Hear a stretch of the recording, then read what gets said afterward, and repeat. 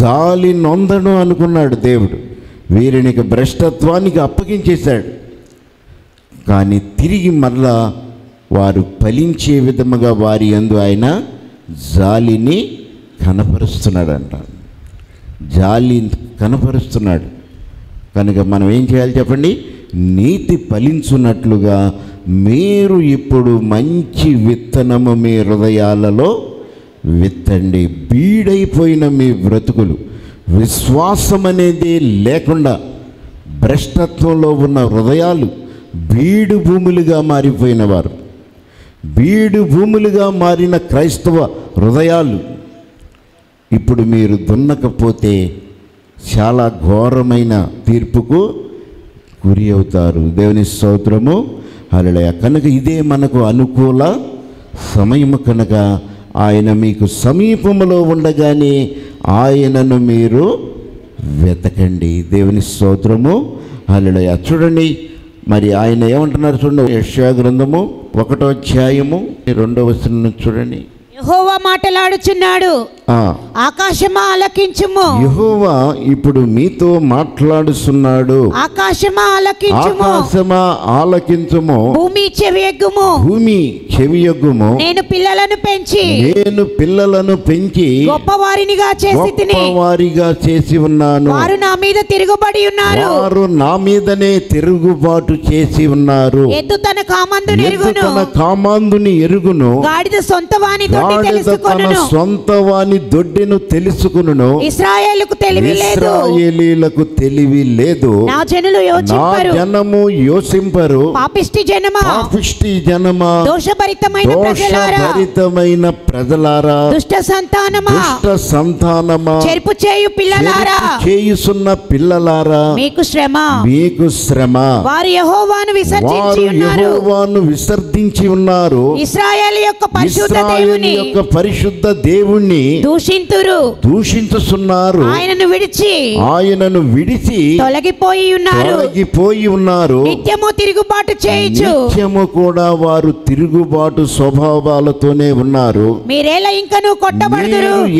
ఇంకా ఎందుకు కొట్టబడుతున్నారు? ప్రతివాడి నడినెత్తిని వ్యాధి కలిగి ఉన్నాడు. ప్రతివాని గుండె బలహీనమాయను. అరికాల మొదలుకొని తల వరకు స్వస్థత కొంచెమైనను కనపడలేదు. నా బిడ్డలు ప్రతివారు గాయాలతోనే ఉన్నారు. కానీ వారు ఎలా ఉన్నారు చెప్పండి? ఇంకా తిరుగుబాటు చేస్తూనే ఉన్నారు. ఇశ్రాయేలీలకు తెలివి లేదు.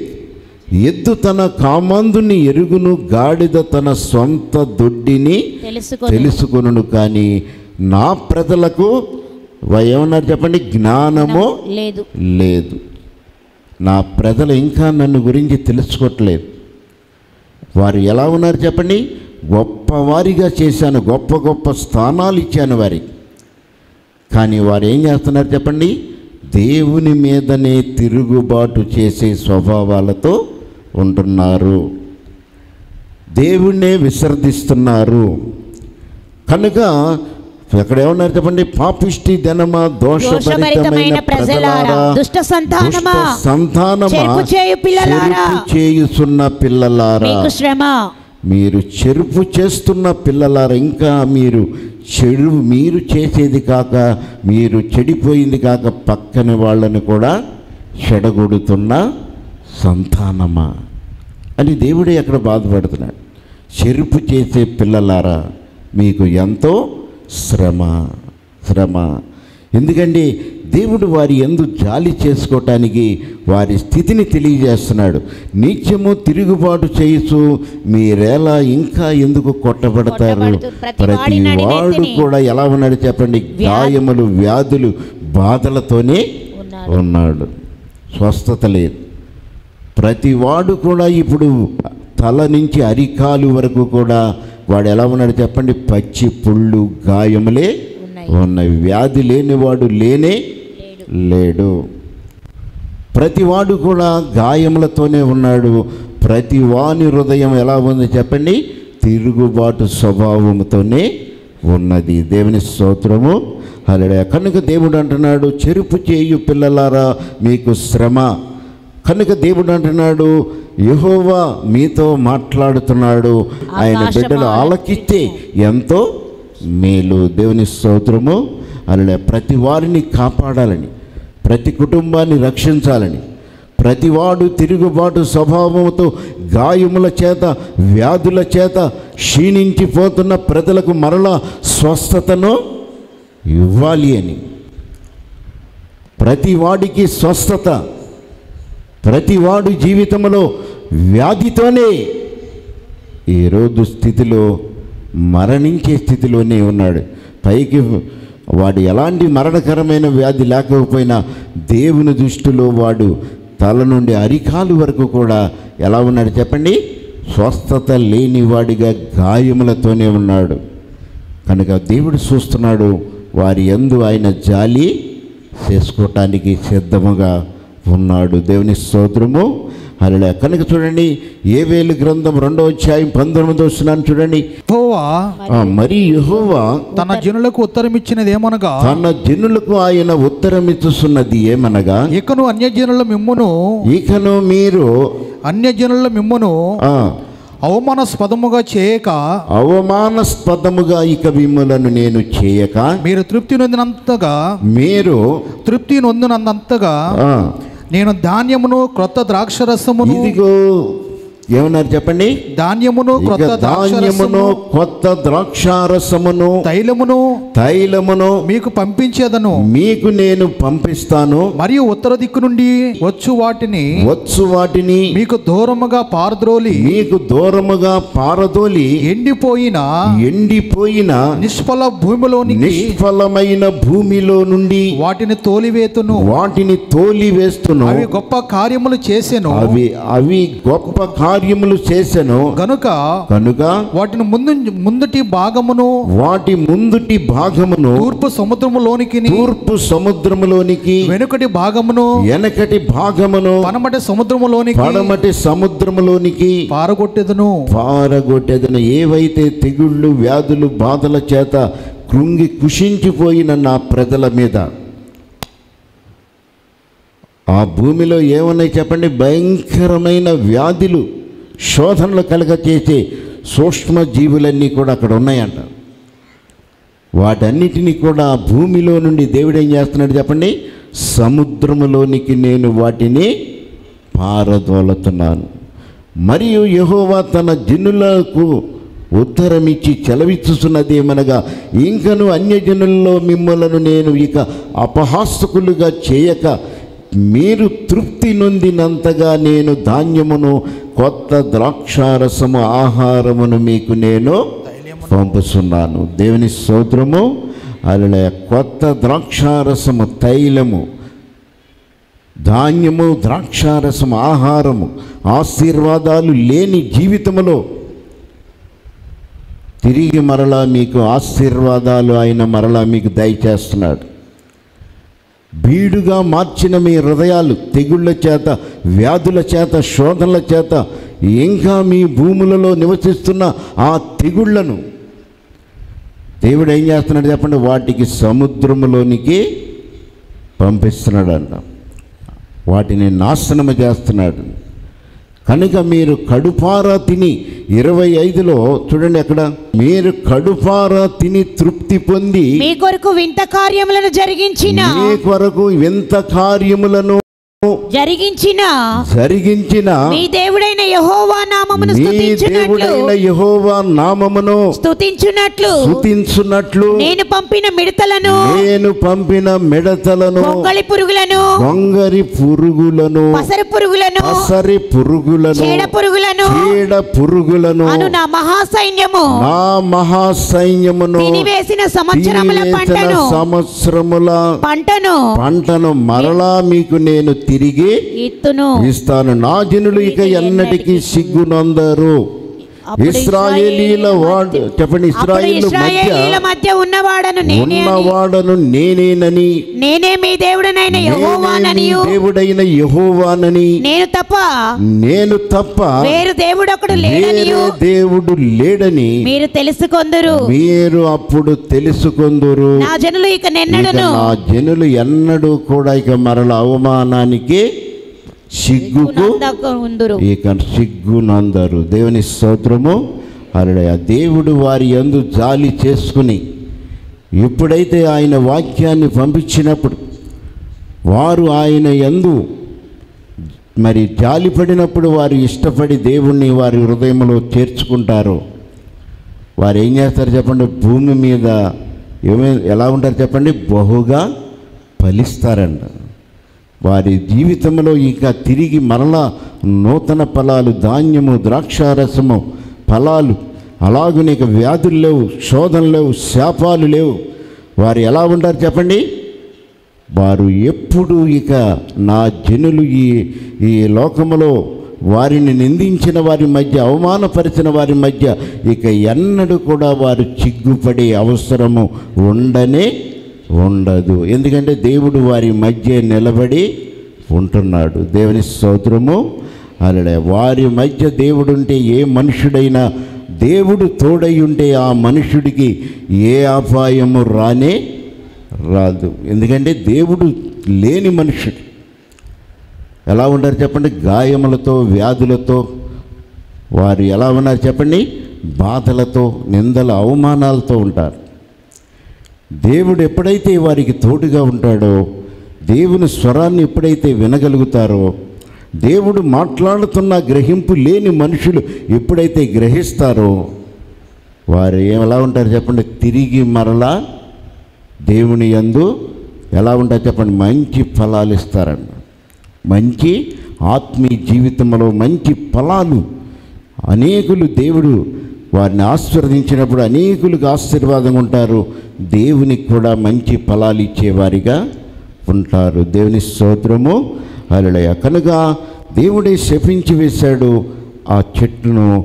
మరలా తిరిగి దాన్ని ఏం చేస్తున్నాడు చెప్పండి? ఆయన మరలా ఫలింప చేస్తున్నాడు. ఎప్పుడు చెప్పండి? దేవుని రాకడ సమీపంలో ఉన్నప్పుడు భయంకరమైన మారు మనసు లేని వారు మారు మనసు పొంది ఈరోజు సాక్ష్యాలు చెబుతున్న దినాలు. సాక్ష్యాలు మీరు వాట్సాప్లో కానీ దేనిలోనే ఫేస్బుక్లో చూస్తే ఎలాంటి వారు మారు మనసు పొంది ఈరోజు వారు చెప్తుంటే సాక్ష్యాలు చాలా ఆశ్చర్యంగా ఉంటున్నాయి. మరి మీరు చూస్తారో లేదో కానీ అలాంటి సాక్ష్యాలు ఈరోజు భూమి యందు అంతటా కూడా మారు మనసు, దేవుడు వారి శాపానికి, శోధనలకు అప్పగించిన వారు ఈరోజు మారు మనసు పొంది దేవుడికి సాక్షులుగా నిలబడుతుంటే ఇది దేవుని రాకడ సమయం. దేవుని స్తోత్రము. అలా దేవుడు ఎక్కడున్నాడు చెప్పండి? దూరమునొద్దనే ఉన్నాడు. మీ సహనాన్ని, మీ ప్రేమను మీరు తెలుసుకుంటే సకల జనులకు తెలియబడనివ్వండి. ఎందుకంటే దేవుడు మీ తలంపులకు, మీ ఆలోచనలకు కావలిగా ఉండాలంటే ప్రార్థన లేకుండా ఏదో వచ్చి వెళుతున్నాం, ఏదో ఇక అనుకుంటున్నారు మీరు.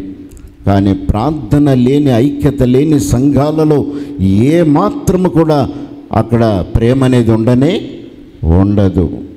కనుక ప్రార్థనలో ఏకీవించిన వారితోని ఆ యొక్క దేవుని యొక్క ప్రేమ, దేవుని యొక్క దీవెనలు ఉంటాయి. ఎప్పుడైతే ప్రార్థన లేకుండా మనం వచ్చి వెళుతున్నామంటే కేవలము మనం ఎలా ఉన్నాం చెప్పండి? ప్రయోజనము లేని బ్రతుకులుగా మనం బ్రతుకుతున్నాం. దేవుని స్తోత్రము. హల్లెలూయా. కనుక ప్రార్థనలో ఏకీవించినప్పుడు వారు ఎన్నడూ చూడని ఆశీర్వాదాలు దేవుడు వారికి ఇవ్వనయ్యి ఉన్నాడు. దేవుని స్తోత్రము. హల్లెలూయా. తన దేవుడు ఏం చేస్తున్నాడు చెప్పండి? వారు ఎన్నడూ కూడా ఇక సిగ్గుపడరు. సిగ్గుపడకుండా దేవుడు వారి పక్షాన నిలబడి వారి భూములు పాడైపోయి తెగుళ్ళ చేత, వారి భూములన్నీ కూడా తెగుళ్ళ చేత ఉన్నవి అన్నిటినీ కూడా మరలా తిరిగి ఫలింపు చేసే విధముగా వారి కుటుంబాన్ని దేవుడు ఫలింప చేయనయ్యి ఉన్నాడు. దేవుని స్తోత్రము. హల్లెలూయా. కనుక దేవుడు మనకి ఇచ్చిన సమయంలో మరి ఆయన మన తట్టు తిరిగినప్పుడు, మనకు ప్రకటన చేసినప్పుడు, మనతో మాట్లాడుతున్నప్పుడు మనము ఇంకా తిరుగుబాటు స్వభావాలతో ఇంకా మనము ఉంటే ఇదే నీకు అనుకూల సమయము. దేవుని స్తోత్రము. అలా కనుక దేవుడిచ్చిన సమయంలో మరి ప్రభు ప్రేమను తెలుసుకోకుండా ఏదో నా ఇష్టానుసారంగా వెళ్తున్నాను, వాడుక చొప్పున వెళుతున్నానని మీరు అనుకుంటున్నారు. కానీ ఇవన్నీ కూడా మరి ఆ సమయంలో మీరు అనుకున్న సమయం, మీరు చేసిన క్రియలన్నీ కూడా దేవుడు ఆ సమయంలో జ్ఞాపకానికి రావు. దేవుని స్తోత్రము. అలా కనుక దేవుడు మన పిలిచినప్పుడు, మాట్లాడినప్పుడు ఆయన స్వరాన్ని విని మన క్రియలను, మన ప్రవర్తన సరిచేసుకున్న వారి ఆనాడు దేవుని సముఖంలో నిలబడతారు. లేదా ఆనాడు వారందరూ కూడా భయంకరమైన శోధన ఎదుర్కొంటారు. దేవుని స్తోత్రము. హల్లెలూయా. దేవుని వాక్యము దీవించునుగాక. హల్లెలూయా. దేవునికి వందనాలు, ఆత్మీయ తల్లిదండ్రులకు వందనాలు, కూడి వచ్చిన మీ అందరికీ నా వందనాలండి. నా సాక్ష్యం ఏంటంటే మా పాపది. నా సాక్ష్యం మీ అందరికీ తెలిసిందే. మా పాప హైదరాబాద్ నుంచి వచ్చాక బాగా కడుపులో నొప్పితో బాధపడిందండి. అసలు ఏంటంటే మేము కళ్ళతో చూడలేకపోయాము. 10 రోజుల దాకా మంచినీళ్ళు కూడా తాగనవ్వలేదు. మంచినీళ్ళు తాగుతున్న కడుపులో నొప్పి అని అల్లాడిపోయింది. 10 రోజులు సరిగ్గా మంచినీళ్ళు తాగటం కానీ తినటం కానీ లేదు.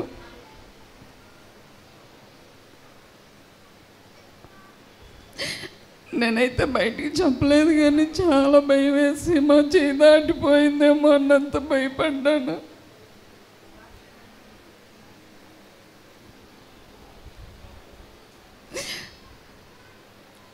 చెప్పడానికి చాలా తేలిగ్గా ఉంది, కానీ కళ్ళ ముందు అసలు అనుభవిస్తుంటే మా ప్రాణం అల్లాడిపోయింది. ఏం చేయాలో తెలియటం లేదు. ప్రార్థన చేసుకుంటున్నాము, తగ్గిపోయిద్దిలే అని. హాస్పిటల్కి వెళ్ళే పరిస్థితిలో మేము లేము. దేవుడి మీద ఆధారపడ్డాము. దేవాని చిత్తం ఏమై ఉన్నదో నాకు అంతకుముందు దేవుడి దర్శనంలో చూపించాడు. అయ్యగారు నా దగ్గరికి వచ్చి, అమ్మ నువ్వు పిల్ల చనిపోబోతున్నారని మీ అందరికీ తెలిసిన సాక్ష్యమే. నన్నైతే ఆపదల నుంచి దేవుడు తప్పించాడు. మరి పిల్ల విషయంలో ఏది కూడా లేదని అనుకున్నాను, కానీ కడుపులో నొప్పి ద్వారా చాలా అంటే చాలా ఇబ్బంది పడింది. ఏమైందో తెలియటం లేదని. ఒకవేళ అప్పుడు చూసిన దర్శనం ఇప్పుడు ఏమన్నా అపవాది మమ్మల్ని గలిబిలి చేస్తున్నాడని చాలా భయపడ్డాము. ఆనంద్ గారు అయితే నా కూతురుతో సాక్ష్యం చెప్పిస్తానయ్యా, స్వస్థపరచని అన్నారంట. నాకైతే అంత ఆలోచన కూడా రాలేదు.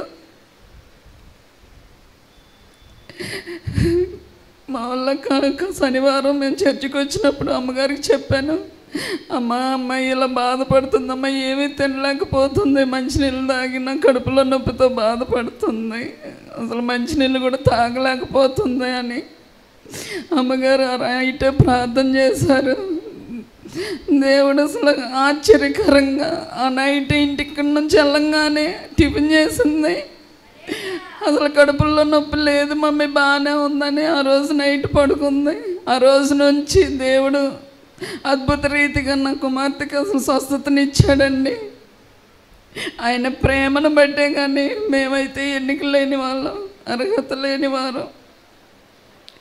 ఆయన ప్రేమ మా పైన ఎప్పుడు కుమ్మరిస్తూనే ఉన్నాడని ఈ సాక్ష్యం ద్వారా మరొకసారి మేము గట్టిగా నమ్ముచున్నాము.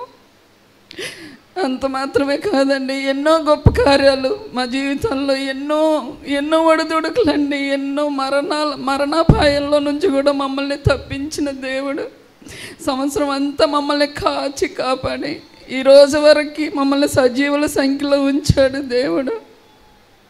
మా బాబు విషయంలో కూడా సేమ్ ఇదే సిచ్యువేషన్ అండి.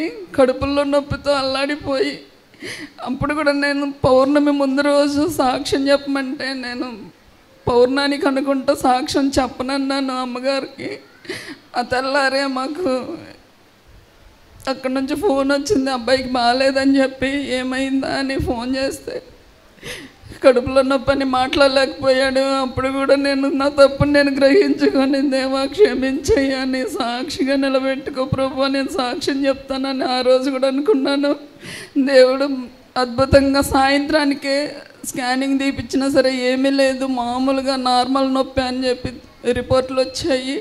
అదే రీతిగా బాబుకి కూడా మంచి అసలు ఆరోగ్యాన్ని ఆ రోజు నుంచి ఈ రోజు వరకు కూడా మంచి ఆరోగ్యంగా ఉంటున్నాడు. మా పాపకి దేవుడు స్వస్థతనిచ్చాడు.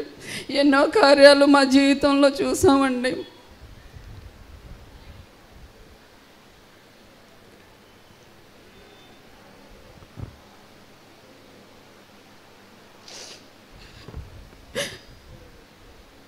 దేవునికి ఏమి ఇచ్చినా మేము రుణస్థలమేనండి.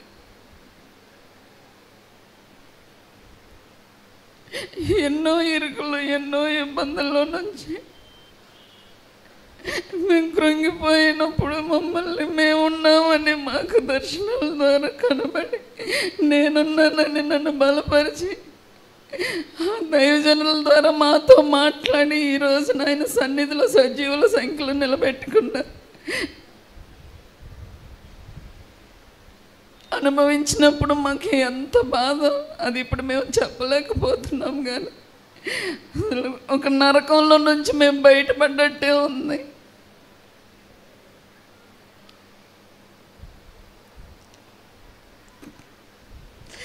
ఎన్నో ఆశ్చర్యకార్యాలు చేశాడు దేవుడు. నాకు ఆరోగ్య విషయంలో కూడా కిడ్నీలో టోన్స్, కాళ్ళు నొప్పులు, కూర్చొని లెగలేని పరిస్థితి అన్నమాట. నేను సన్నిధిలో కూర్చుంటే మళ్ళీ పక్కన మనిషి సపోర్ట్ తీసుకొని లెగిసి నిలబడేదాన్ని.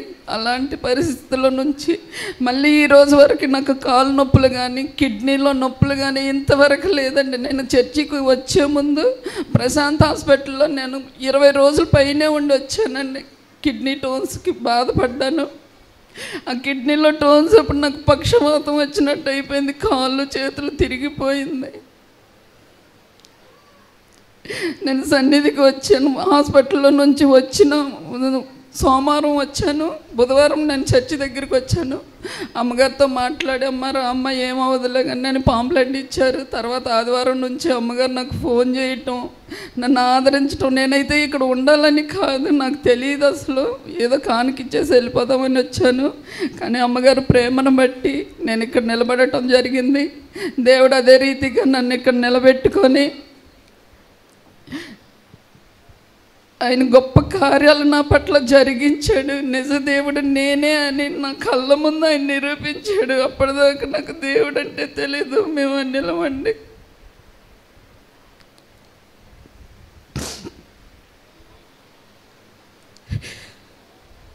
అంతేకాదు ఉద్యోగ విషయంలో కూడా అసలు జాబ్ ఉండదేమో, ఇంకా ఫ్యాక్టరీ క్లోజ్ చేస్తున్నారు అనుకున్న టైంలో నేను చాలా అంటే అసలు నేను పనికి వెళ్ళినప్పటి నుంచి అక్కడే చేస్తున్నాను. 13-14 సంవత్సరాల నుంచి అక్కడే చేస్తున్నాను. మళ్ళీ కొత్తగా అంటే ఎక్కడ ఎత్తుక్కోవాలని నేను చాలా కంగారు పడ్డాను. మళ్ళీ ఎక్కడికి వెళ్ళినా శాలరీలు తక్కువ ఇస్తారని చెప్పి అయితే శనివారం మాకు శుక్రవారం అనౌన్స్మెంట్ ఇచ్చారు, ఫ్యాక్టరీ ఈ నెలలో క్లోజ్ చేస్తున్నామని. శనివారం నేను చర్చికి వచ్చినప్పుడు అమ్మగారికి చెప్పాను, అమ్మగారండి ఇది పరిస్థితి అంటే ఏమవదులే అమ్మా అని అన్నారు.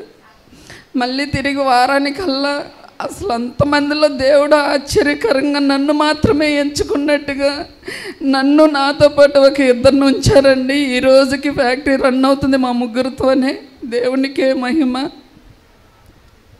ఎన్నో ఆశ్చర్యకార్యాలు నా జీవితంలో జరిగించిన దేవునికి మహిమ కలిగిన గాక. ఈ గొప్ప సాక్ష్యం దేవుడు దీవించిన గాక. దేవుని మనకు వందనాలు. అయ్యగారికి అమ్మగారికి నా వందనాలు. సంఘం ఉన్న అందరికీ నా వందనాలు తెలియజేస్తున్నాను. అయితే నా పేరు కాదేశ్ అండి, వీడు మా బాబు అండి. అయితే నాకు పిల్లలు లేక 7 సంవత్సరాల వరకు పిల్లలు లేరండి. మధ్యలో అబార్షన్ అయిపోతున్నాయి. అయితే నేను అమ్మగారికి అయ్యగారికి నేను ఎప్పుడు ప్రెగ్నెన్సీ గురించి నేను ఎప్పుడు అంత వివరంగా చెప్పలేదు. నాలో నేనే చర్చకు వస్తున్నానే కానీ బాధపడుతూ ఉండేదాన్ని. కానీ అయ్యగారికి ఎప్పుడు కూడా నేను ప్రార్థన చేయండి అని ఆ విషయంలో నేను ఎప్పుడూ చెప్పలేదు. ఒకరోజు ఎందుకో బాగా ఏడుపు వచ్చేసింది, చనిపోవాలని అంత ఆలోచన కూడా వచ్చింది. ఎందుకు ప్రభు నాకు వాగ్దానం ఇచ్చావు కానీ నాకు బిడ్డలు కలగట్లేదు. నేనేం చేయాలి ప్రభు, ఏ పాపం దాగబడి ఉందని ఏడుస్తా ఉన్నాను. ఆ రోజు ఎందుకో కానీ అయ్యగారికి అమ్మగారికి ఫోన్ చేశాను. చేసి ఇట్లన్నీ చెప్పాను, అమ్మ నాకు బిడ్డల విషయంలో చాలా శోధనగా ఉంది, ఈ విషయంలో ప్రార్థన చేయండి అమ్మా అన్నాను. అయితే అయ్యగారు నేను ప్రార్థన చేస్తానమ్మా, మీరు ఎప్పుడు ఈ విషయంలో నాకు అంతగా చెప్పలేదు కాబట్టి నేను అంతగా పట్టించుకోలేదు, ఇప్పుడు నేను చేస్తానమ్మా అని చెప్పేసి అయ్యగారు భారంగా ప్రార్థన చేశారు. చేస్తే అయితే నేను అప్పుడు నెల రోజులు 8ంటికి ప్రార్థనకి స్తుతుల కూడిక ప్రార్థనకు వచ్చేదాన్ని. అయితే డ్యూటీ చేస్తూ కూడా ఒకరోజు కూడా మరొకకుండా డైలీ వచ్చాను. ప్రభు నీ చిత్తంలో పక్షాన కార్యం జరిగించని భారంగా ప్రే చేసుకున్నాను. స్తుతుల్లో శక్తి ఉందని ఆ రోజు ఎంతో నమ్మకంతో వచ్చాను. అయితే అయ్యగారు ప్రార్థన చేస్తుంటే ఒకరోజు దేవుడు దర్శనం చూపించారంట. నేను ఒక చంటి బిడ్డను ఎత్తుకుని దేవుని సన్నిధిలో అడుగు పెడుతున్నట్టు చూపించారంట. చూపిస్తే దేవుడు చూపించిన నెల రోజులకే నాకు దేవుడు గర్భఫలం ఇచ్చాడు. అయితే ఈ బిడ్డను ఇచ్చినప్పుడు చాలా నాకు ముందుగా చూపిస్తున్నాడు, ఇంకా కన్ఫర్మ్ కాలేదు, కాకపోయినప్పుడే నాకు స్కాన్ చేశారంట. స్కాన్లో మగపిల్లడు అని చూపిస్తున్నారు. అయితే నేను దేవుడు మా వాగ్దానం ఇచ్చాడు కాబట్టి దేవుడు ఖచ్చితంగా ఇస్తాడని నమ్మాను. అందులో ఈ చర్చిలో ఇచ్చిన వాగ్దానము అసలు ఎట్టి పరిస్థితుల్లో తప్పిపోతుంది నేను బాగా నమ్మాను. చాలా సాక్ష్యాలు విన్నాను. అయితే అయ్యగారికి చూపించింది ఎట్టి పరిస్థితుల్లో తప్పిపోదు కదా ప్రభు, నువ్వు ఇచ్చిన వాగ్దానం నిలబడుతుందని నమ్మాను. అయితే ఏడో నెలలు జరుగుతూ ఉంటుంటేనే నాకు ఉమ్మినీరు పడిపోయి ఆపరేషన్ అయిపోయి బిడ్డను తీశారు. బిడ్డ కూడా 1 కేజీ ఉన్నాడు, 1 కేజీ 2 గ్రాములు ఉన్నాడు. ఇంకా నేనైతే ఎంత తక్కువ ఉన్నా దేవుడు నా బిడ్డను మంచి ఆరోగ్యవంతుడిగా చేస్తాడని వాగ్దానం ఇచ్చాడు కదా, నేను నమ్మకంతో ఉన్నాను. ఎంతోమంది ఎన్నో విధంగా అన్నారు. అన్నప్పటికీ మేము ఎట్టి పరిస్థితుల్లో లొంగిపోకుండా కృంగిపోలేదు. అయితే దేవుడు వాగ్దానం ఇచ్చాడు కాబట్టి నా బిడ్డను మంచిగా ఆరోగ్యవంతుడిగా చేస్తాడని నమ్మాను. విషయం ఏంటంటే ఒక్క రోజు కూడా ఆక్సిజన్ పెట్టకుండానే 7 నెలల బిడ్డైనా 1 కేజీ బిడ్డైనా సరే దేవుడు NSC బాక్సులు సురక్షితంగా ఉంచాడు. అయితే ఇప్పుడు ఈరోజు నీ బిడ్డ 5వ సంవత్సరానికి వచ్చాడు. దేవుడిచ్చిన ఆరోగ్యం, దేవుడిచ్చిన వెయిట్ ఇది. దేవునికి ఎంతగానో స్తోత్రాలు చెల్లిస్తున్నాను. దేవుడిచ్చిన గొప్ప సాక్ష్యం దేవుడు దీవించును గాక.